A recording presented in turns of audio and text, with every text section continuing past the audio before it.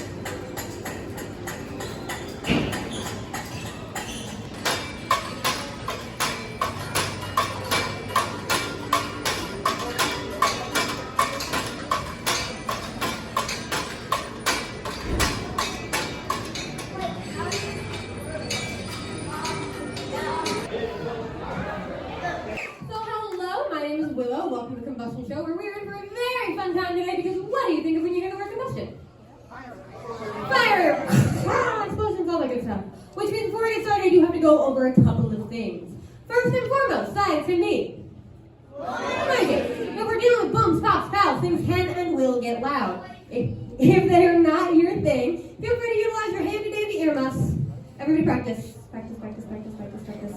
I see you not practicing. It's for everyone, not just the kids. Awesome. And then number 2, we are dealing with flammables, so we need a little bit of fire safety. What do I have here? Awesome. Who knows how to use one?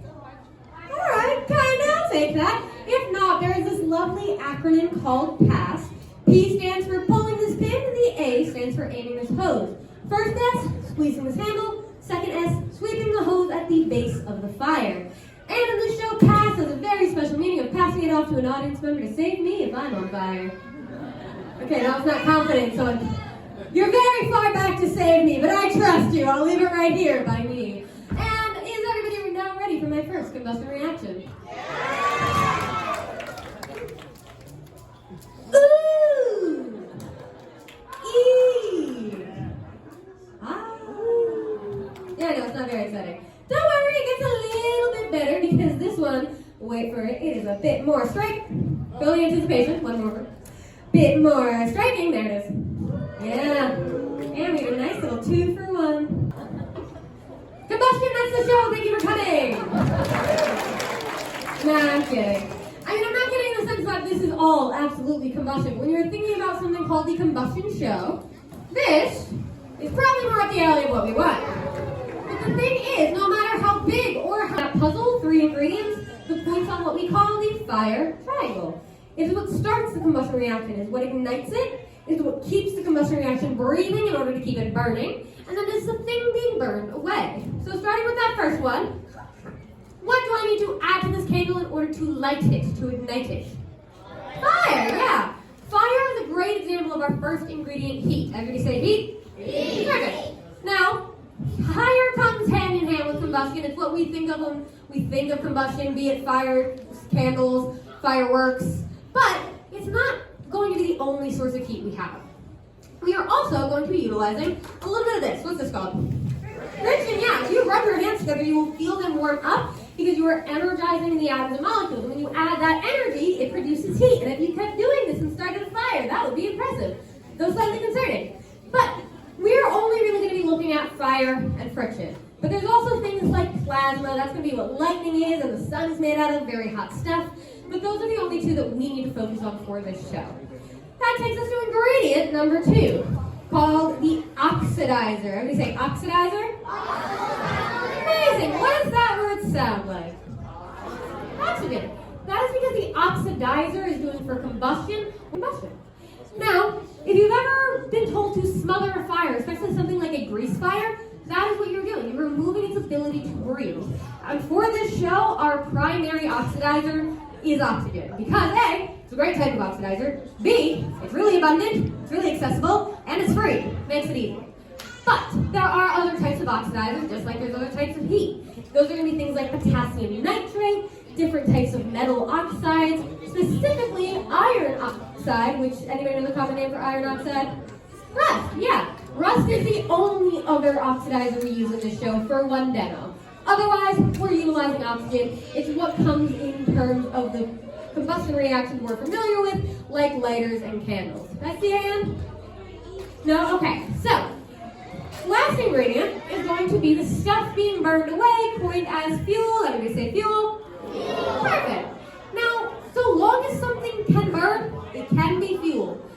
But, by definition, combustion is a chemical change to matter. Right now, that candle wick is burning away into things like carbon dioxide and H2O. So, not everything can chemically change or is chemically reactive, which means not everything can be fuel. We're going to see fuels in a variety of forms, but we will talk about inert substances, which are the stuff that cannot chemically react and cannot burn. But with all of that said and out of the way, we can get started with the fun stuff. We're going to begin with one of my personal favorite combustion reactions in the show and at the museum, where I'm going to make a fire tornado. Yay! This sounds like a great idea, I know. So, right here I have this bowl full of air. Ooh. But that does mean we have one of our ingredients. Our oxidizer is in the bowl. This is a great way to show why every ingredient is necessary, because if I add heat to my bowl, a whole lot of nothing happens. There's no fuel. But if I add fuel to my bowl, but don't add heat, a whole lot of nothing happens. But in order to create a fire tornado, we need to create a vortex. If I were to just light this ball right now, we would have a fire in a bowl, not very exciting. But I have these two acrylic half circles. When I line them up around the bowl with a slight gap in either side, we are going to be able to maybe not see that air because it's invisible, but be able to tell how it is pulling that air in from opposite directions. Throughout the show, I'm going to dim the lights so that we can see our combustion reactions a bit better. This is one of those times. It's going to get a little darker, not by much. But we had our heat, we have our fire. It's already accessing that oxidizer, but if we just give it, depends on how long it's going to burn. And sometimes it will stop burning even if there is a little bit of fuel left over because the heat kind of leaks off the fuel, burning away, maybe a droplet on the side of it. It's not super consistent, but it's showing why all three of those ingredients are necessary. And it's just gonna hang out because I had one burn the entirety of a show one time. So we'll leave it doing its thing. Next, not only is every ingredient important, but a balance of those ingredients are important. You need them working together. It's kind of like cooking, in that if you add too much salt or sugar to something, it's not going to taste too good. But what we can utilize in order to see that balance working is something called thermite spheres. Thermite is an extremely hot exothermic reaction. This is the hottest combustion reaction I can create on stage, burning around 4,000 degrees. Now, it is very quick. It is very short-lived. It will create a very bright, hot, white spark. I've never been burned by it, but it is the hottest thing we make. Now, this is going to be the only combustion reaction that is using friction as a source of heat, and that is using iron oxide, or rust, as its oxidizer. They are iron spheres, they both have a little bit of rust on them, and this one is covered in aluminum foil. The aluminum foil is our heat, or it's our fuel. When I hit them together, that friction's our heat, and it is going to burn that aluminum foil away. I'm going to dim the lights a little bit more, a little spookier. But that's because in order to see this, we need a pretty dark room. This can be loud. It can be, honestly, one of the loudest in the show, depending on where I hit it. But in 3, 2, 1, right off the bat. Louder, all right. Well, we're going to see how it changes if I pick a different spot. A little bit the same. Move it again. All right. If I hit it harder, it's going to be more effective. If I tap it slightly less, nothing's going to happen. Middling, smaller spark. If I hit somewhere that doesn't have enough of the oxygen or the fuel, not going to work. It changes every time I do it because of the balance of ingredients changing every time I do it. I want one more big one, but I will say these are also very heavy. It is solid iron. There it is. So I'm done now. Nice little midday workout. And our tornado burned out. Actually, let's see, talking about that balance, we do have a little bit of fuel left. Didn't even have to have more. Like I said, sometimes it just goes out on its own. And then it kind of spins like a little top. I love it. Anyway, you can manipulate combustion in a lot of ways. You can manipulate it based on changing the container by putting those spheres that creates the vortex, by changing the balance. But my favorite way to mess with combustion is to change the color of fire. And there's a couple of ways you can do that. Typically when we are thinking about fire, we're thinking about that nice yellowish color, like we see here. Now, depending on the temperature, if you get it a little hotter, you can reach blues and purples and a nice bright hot white. But the other way to change the color, without necessarily changing the temperature, has to do by adding different ingredients, different seasonings to your fuel. Specifically, salt. I have salt in these 3 bottles. As you can imagine, it's not regular salt. That wouldn't make a whole lot of sense. But it is going to be a different chemical chloride or nitrate salt that when dissolved inside of the fluid, which is the same as our regular fuel, is going to change how it oxidizes. Different elements, different chemicals, oxidize to different colors. So we're going to go through all of them real quick. We of course have our regular stuff. It's fun. It's fine. But we can do better. First is going to be SR. This is the element strontium. I really like this one because compared to regular fire, it's fire color fire. It's blinding. I love it. Hurts to look at. Next up, we have Li. It's going to be the element lithium. Lithium gives us a nice kind of fuchsia pink not least, is the fan favorite. This is Cu. Anybody know what element it is? Copper. Do we know what color? So, I heard someone say blue. You are totally correct. Has anybody ever seen a penny oxidized to a green or a blue? Same thing. It's a copper penny. It's oxidizing in that process. But also, who likes fireworks? Yeah, very seasonally relevant for the holiday weekend. The thing about fireworks is they use the same salts inside of these fluids, just in their salt form. They don't dissolve. And copper is what is used to make blue fireworks, whereas barium is what is used to make green fireworks. That is the main difference. But it depends on the concentration of the copper. Whoever said blue, absolutely correct. It just makes green easier in spray form.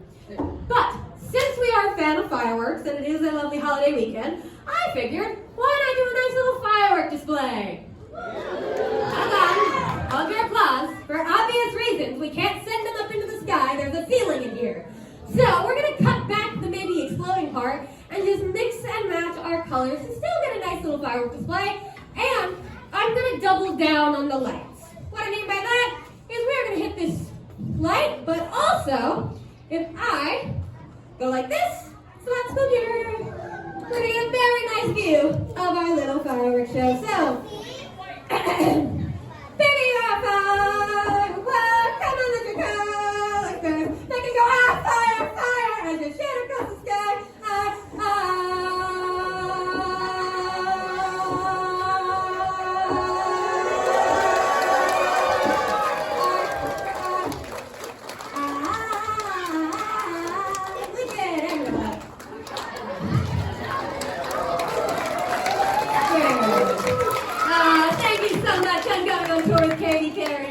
I'm not, nor do I want to. And that's because I love my job. And when we started the show, we said when we think about combustion, we were thinking about a nice big explosion.